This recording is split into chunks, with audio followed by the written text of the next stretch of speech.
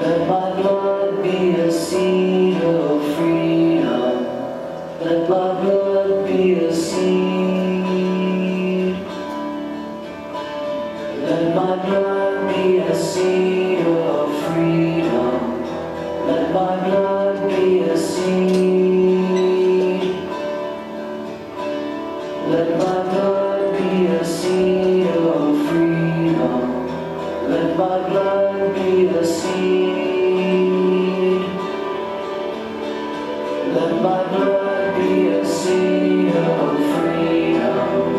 Let my blood be a seed. Let my blood be a seed of freedom. Let my blood be a seed. A bishop will die, but the church, God's people, will survive.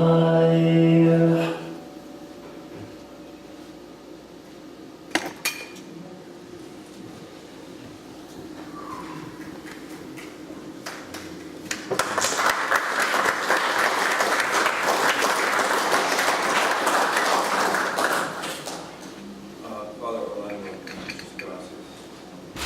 I don't have words. I don't know if I will, but I'm pretty much speechless after that. Just to say something to transition before Anna begins moving forward, some of the things that Ricardo said, and of course some of the things that Father had also said. Something that came up in what Father Orlando said was Romero's conversion, or metanoia in Greek, change of heart, change of mind. And for some people, it's a singular moment, something very large like the death of Ecclesial. For others, it's smaller conversion moments along the path of one's life and along the path of one's journey. And I can say that tonight was one of those moments for me. It reminded me why we try to live out the gospel and why we gather and have these moments. So thank you very much, Father.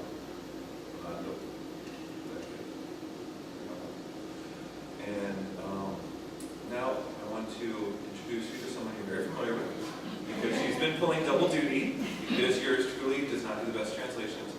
So I want to introduce you again to Grande, and she's going to talk about some of the work she's done with the Dreamers in Los Angeles, sort of moving forward the work that began with Ecclesial and Salvador and Grande. Give us some U.S. cultural context to that movement. So please welcome her to the podium.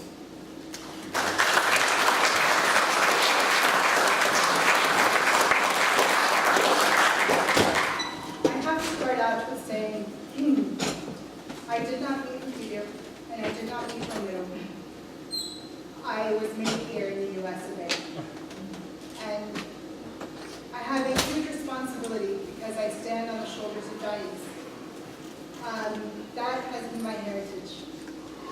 And it may not be everybody in my family, but I'm very blessed because it landed on me. And many people have asked, why? Why do you do it? Don't you have other things, other likes, other dislikes? And I say no. My people come first, always. That is what I was taught, and that is where my heart lies. As I begin this, I wanted to go through a little bit about the history of an oppressed people in Latin America. Voy a traducir un poco para que ustedes puedan entender. The history of oppression in Latin America has really been romanticized to a certain extent through books, through movies, even in the classrooms. It's not taught with heart. It's taught through only facts. And it's a social context that Europeans came, conquered, we gained our independence, and then we finally brought on our own political systems, which of course don't function. It's not like that. Our pain goes much deeper. When we are conquered, our people are killed, our history are killed, our cultures are killed. And of course, this becomes disruptive in the nature. We have a historical pain that has not healed throughout this time. And what makes it a hurting continent, what makes Latin America hurting to this day, is that the conquest never left. It still remains through the policies that have been implemented either by our own countries or pressured by outside sources like my very own country, the US of A. Throughout this time, faith was used to subjugate and pacify its people. As Father Orlando would say, it became a tension pole. There was one church, and then there was the people and its realities. And through it, when we talked about this new movement, starting with Vatican II, we start to learn something so beautiful, even though it's not new, because it was already there, it was in the gospel. And that is that we are Imago Dei, we are the image of God, that we are a vessel of endless and unconditional love. Un poco para darles un sumario, es como gente que somos oprimida, como un pueblo que somos oprimido. Nuestra historia es muy romantizada, creo que es una palabra, dentro de los libros, dentro de las películas, enseñan lo alto y lo bajo, el amor que surge entre dos personas, pero no es así. Nuestros pueblos, voy a decir una palabra muy fuerte, fueron violados. Fueron violados porque nuestra gente, nuestra cultura, nuestra historia fue matada, ¿verdad? Durante todo este proceso. Pero también a la misma vez nos damos cuenta que a partir del Vaticano II hay una nueva realidad con la Iglesia y con el pueblo. Y eso es que somos la imagen y semejanza de Dios. Eso no es nuevo, siempre ha estado en el Evangelio. Pero esta vez conocemos, ¿verdad?, que somos esa fuente de amor incondicional e ilimitado de nuestro Señor.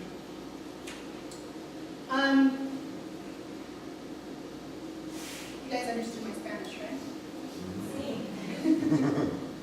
So something came about this, right, which was liberation. And liberation is an all-embracing process that leaves no dimension of human life untouched, because when all is said and done, it expresses the saving action of God in history. Father Gustavo Gutierrez would often ask, how can we sing when the suffering of an entire people chokes the sound of our throats? And that is still true today. The process of liberation isn't foreign, right? If you can see up, let's break the approach, identify the sources, a new quest, and evaluate. Very, very, very similar to whom? To the Cardijn methodology of see, judge, and act.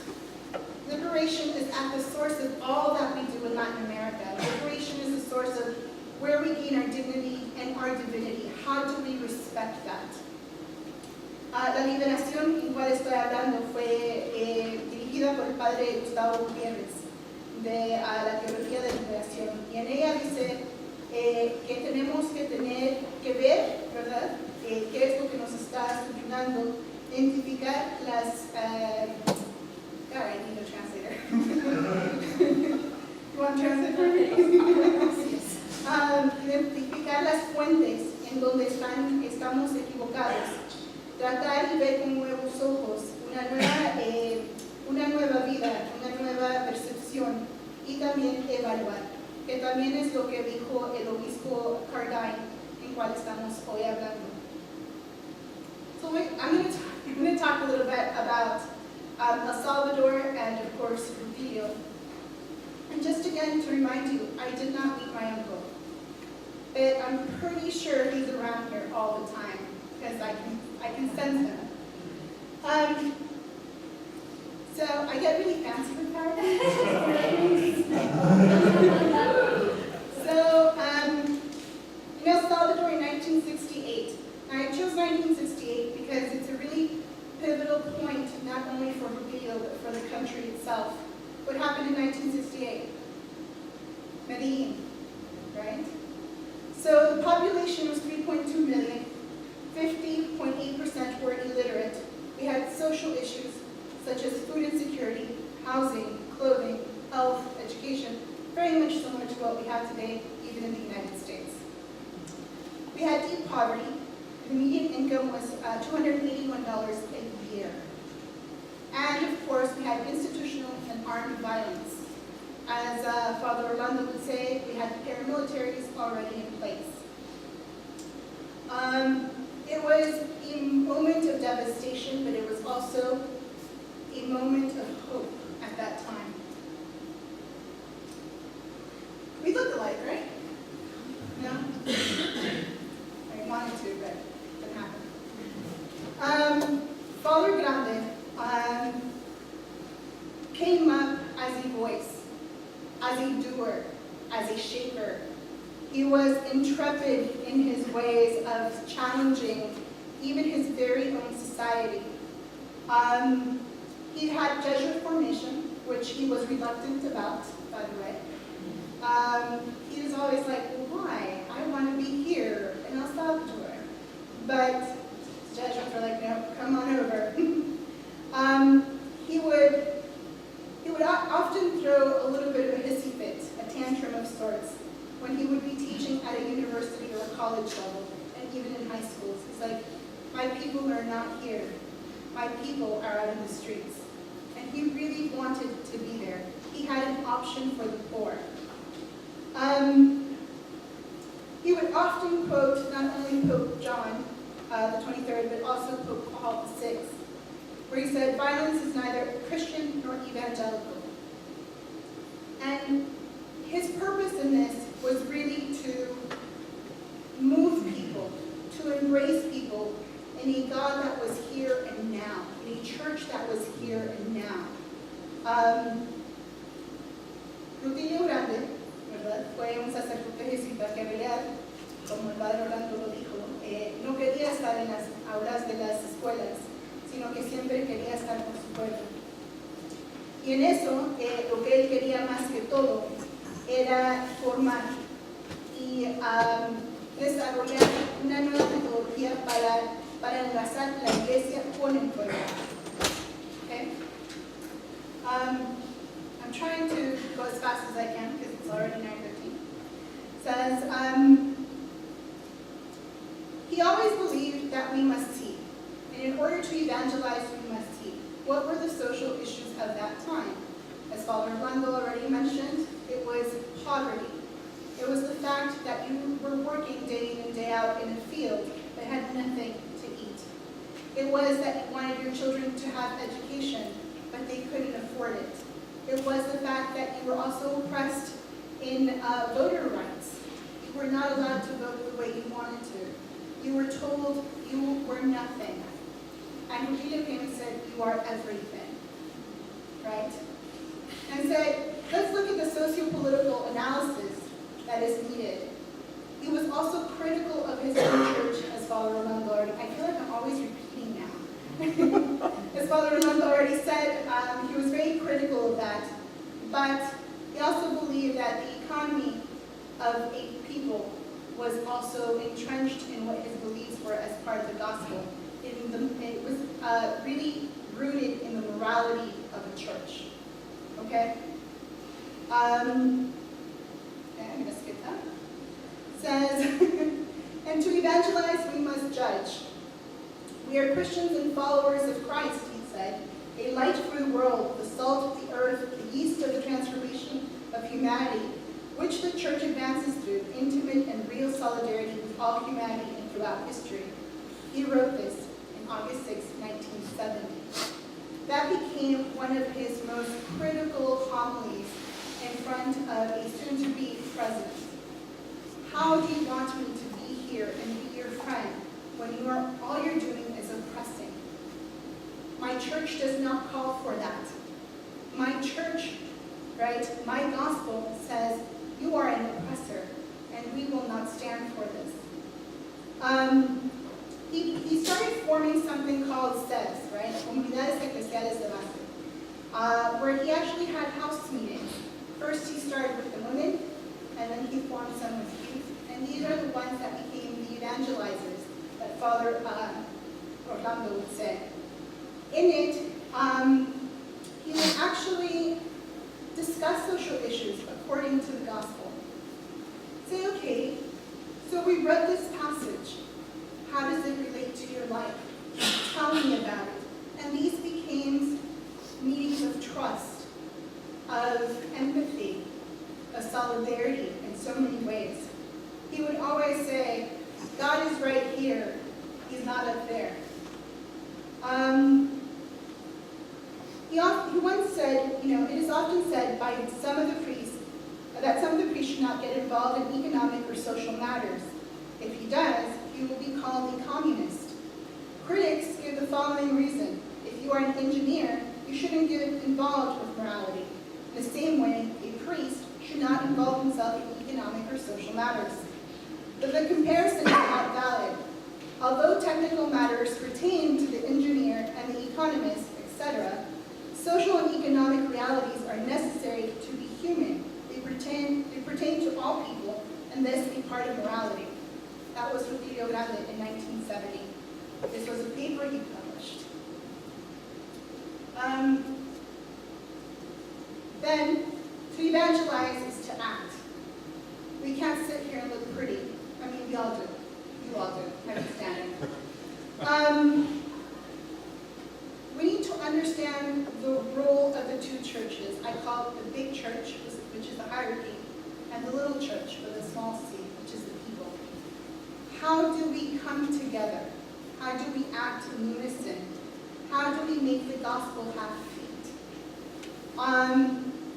He often claimed that we have to be one with the people and for the people. Sounds like our Constitution that we've kind of forgotten about. He empowered not only through education, but he empowered through faith. He understood the need that faith was at the core of everything that we did as an oppressed people. He understood that God gave light, God gave hope.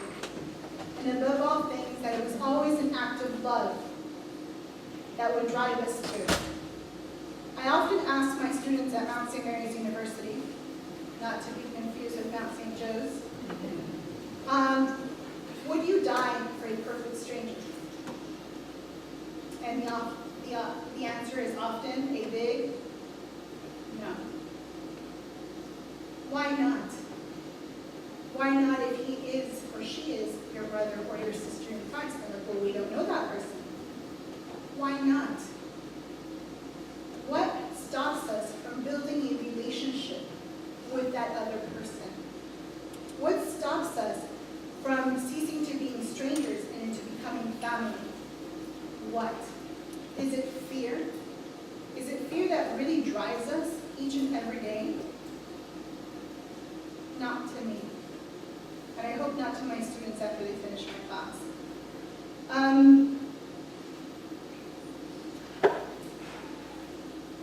This is what drove... Told you I got fancy. This is what drove my work with the undocumented students in Los Angeles. Many have asked, you were a born citizen. Why would you even care about the undocumented? There's so many other issues. There's homelessness, there's housing issues, there's food insecurity. Why not fight for those things? I can fight. I can definitely go for it. But my heart belongs to those that live in the constant margins. And those right now that are living in the constant margins are the immigrants, especially at that point in time, the immigrant youth. So when I was taught at the age of 7 to be an organizer, I started with See, Judge, and Act. But it was a fun game. I would tell them what I saw that day, what I felt was unjust, unfair, and then I was taught to judge it by the gospel. And of course, at the age of 7, 8, and 9,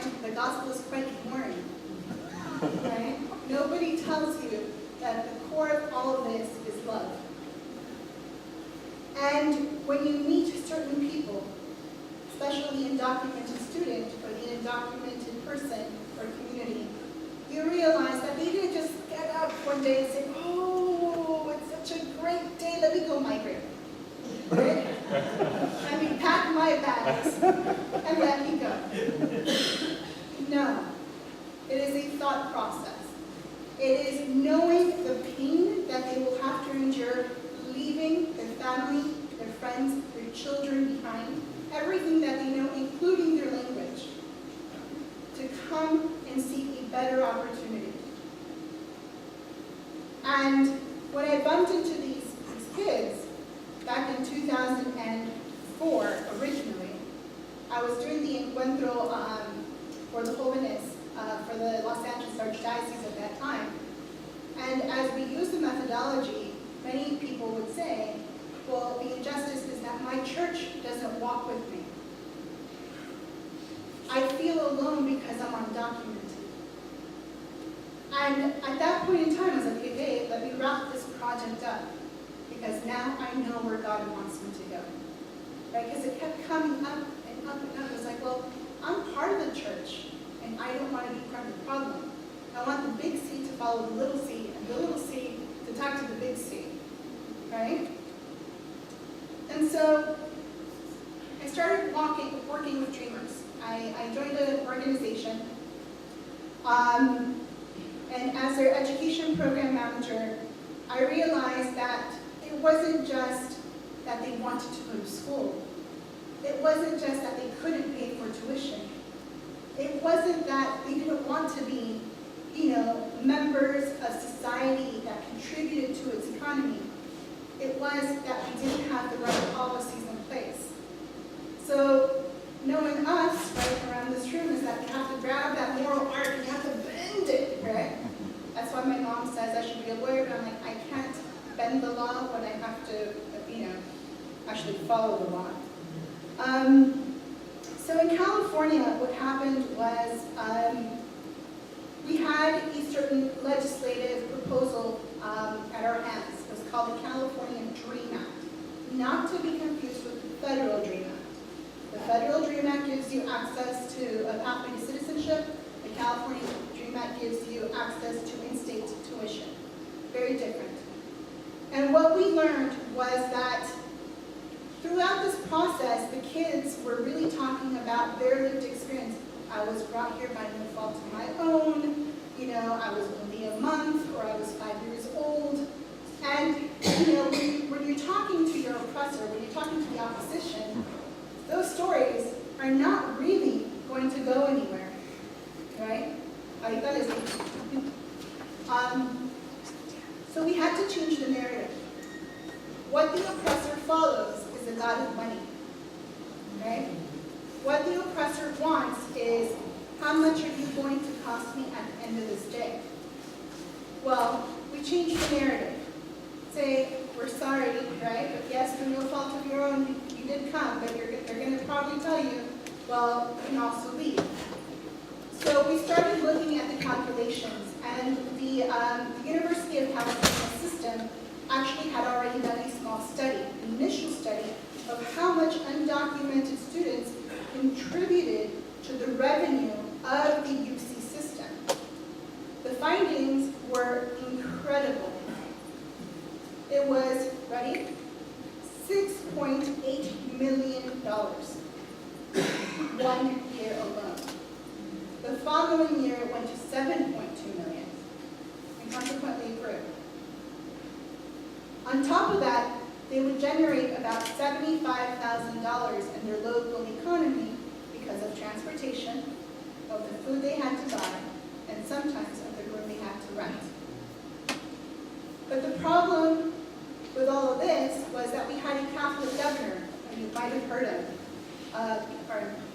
Schwarzenegger, anybody? Okay. But nobody in the church was talking to him, and nobody was talking to us. So I would talk to the kids, and I would ask them, well, how do you talk to your church? I was like, oh, no, I don't go to church anymore. Why not? They don't listen to me. They don't talk about my reality. Their reality is too far from mine. Have you ever, sat down with a priest? No. Have you ever sat down with a nun? No. They didn't want to bridge that gap. So what happened is that we ended up doing it with them. So we built up a coalition of businesses, education systems, and the church. And we called it the California Dream Act campaign. You guys like the swoosh? Thanks.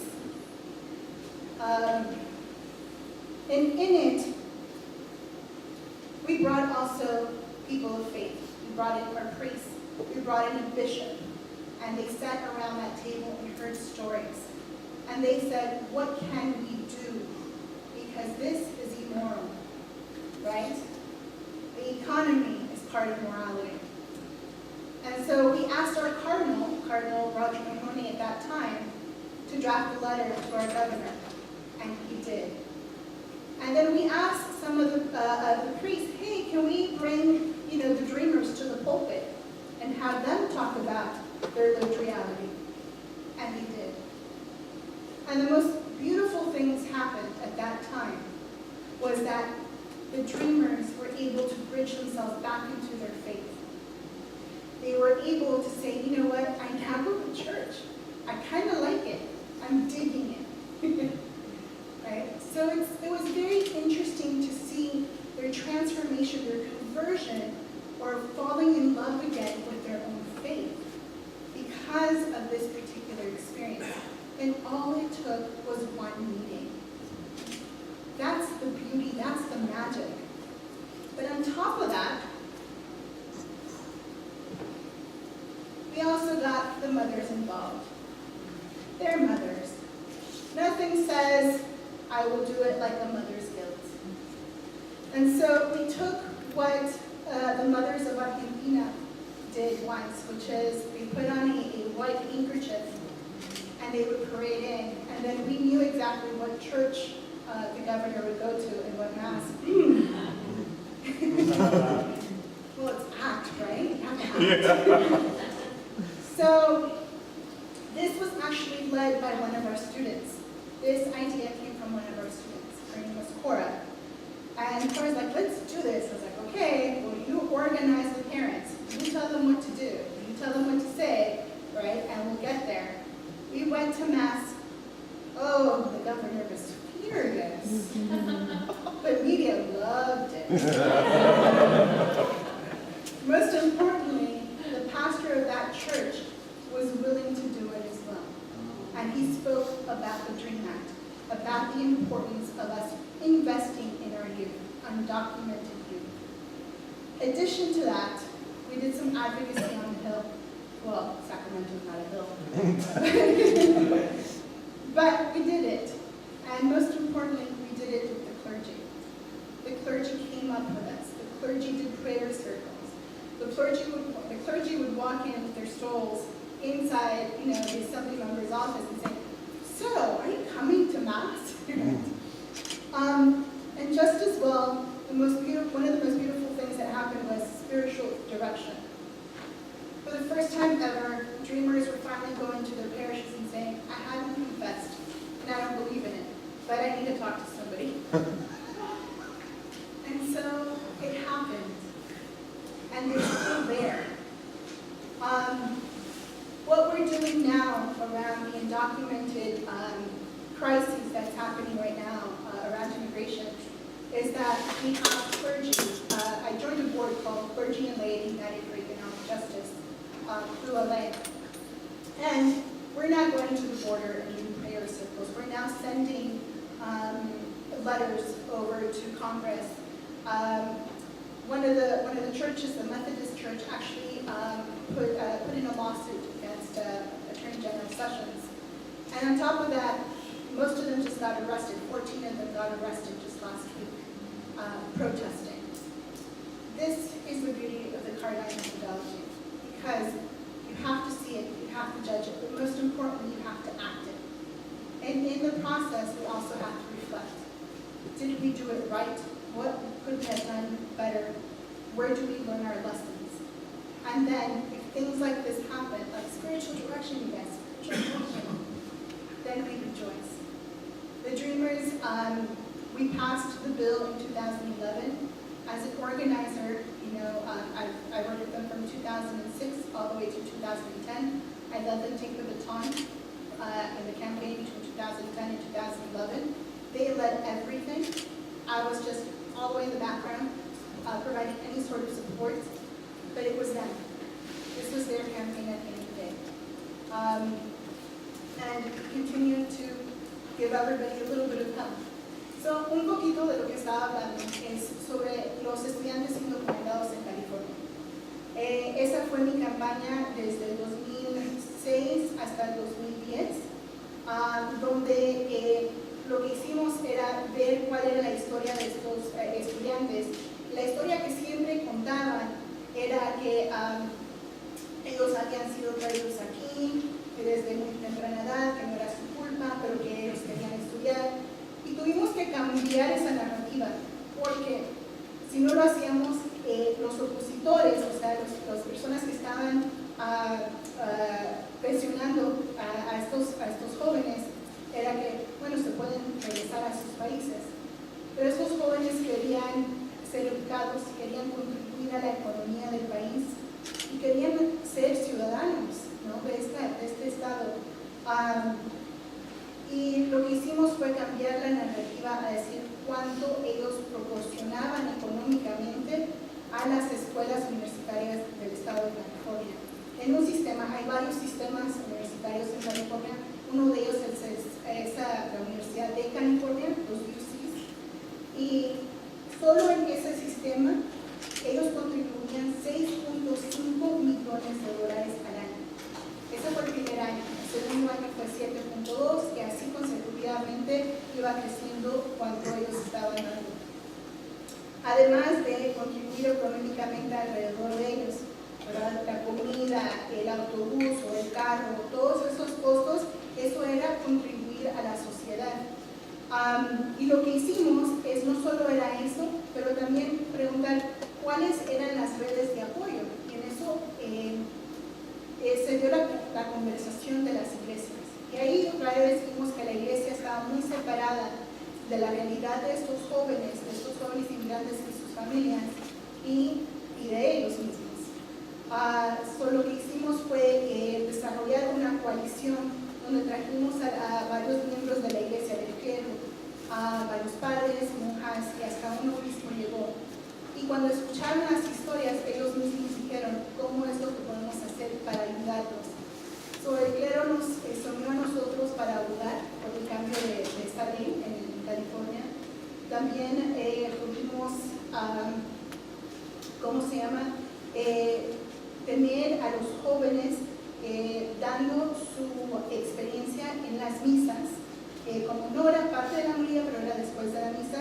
Y también uno de los padres nos ayudó porque el gobernador iba a su iglesia y pues ahí fuimos a ir a misa con él. Fue varias acciones que hicimos para poder unir lo que es la iglesia con el pueblo. Lo más lindo de todo esto resultó no solo en que pasamos la ley, nos tomó 5 años, pero también se vio la unidad entre el joven o los jóvenes y la iglesia, ¿no? Ahora los jóvenes ya van a misa, tienen dirección espiritual, y también se ve ahora que hay más resonancia con lo que está pasando ahora en la comunidad inmigrante. Esto es lo que hemos hecho. Y any other questions, comments, concerns, or if you're traumatized, please contact me. Si están traumatizados o tienen alguna pregunta o comentario, se pueden comunicar conmigo. Gracias.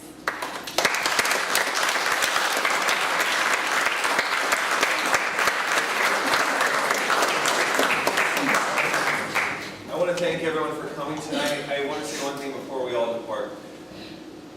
Someone mentioned, I don't remember if it was our first speaker, Ricardo or Orlando, someone mentioned voice of hope. And I think we've been privileged and blessed enough to have 3 voices of hope share their insight, their experience, and their wisdom with us tonight. And I think we're very fortunate and blessed. So let's give all of our presenters another round of applause.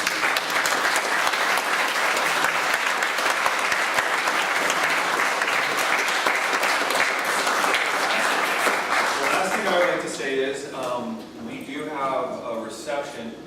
It is, we ran a little long, as you all know, but there is a cash bar available in the auditorium gallery, or in the auditorium gallery. So if you just exit straight out, turn left, we'll open the doors and you guys can grab a quick drink and continue the conversation.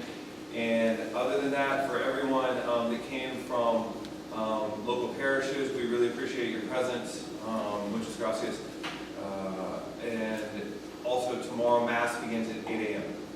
Mass is at 8 a.m. And we'll see you there at Mass. So thank you for coming. It's been a wonderful day. Peace and blessings, everyone.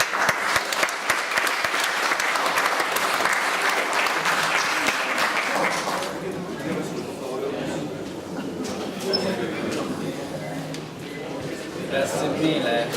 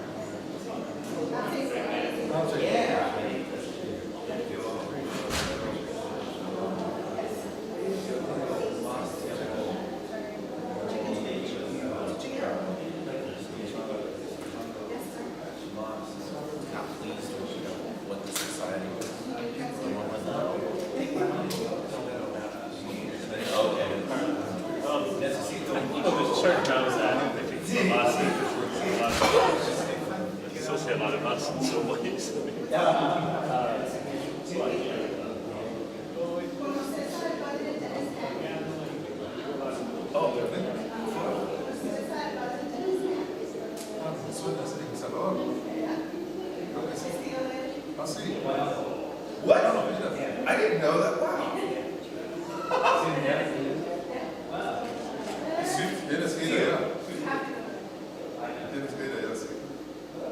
He's coming back to Indiana. For his 70th birthday in September. So yeah, he will be very nice. Oh, wow. But it's very cool That is super cool. Yeah. Wow. Yeah, come on, have the phone, Mike.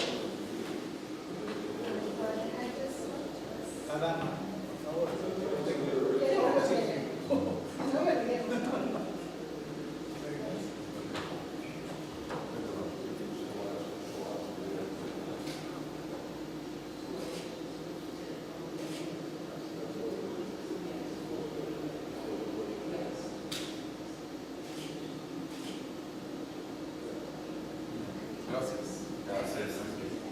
There you go. No, thank You you. did a lot of work. Oh,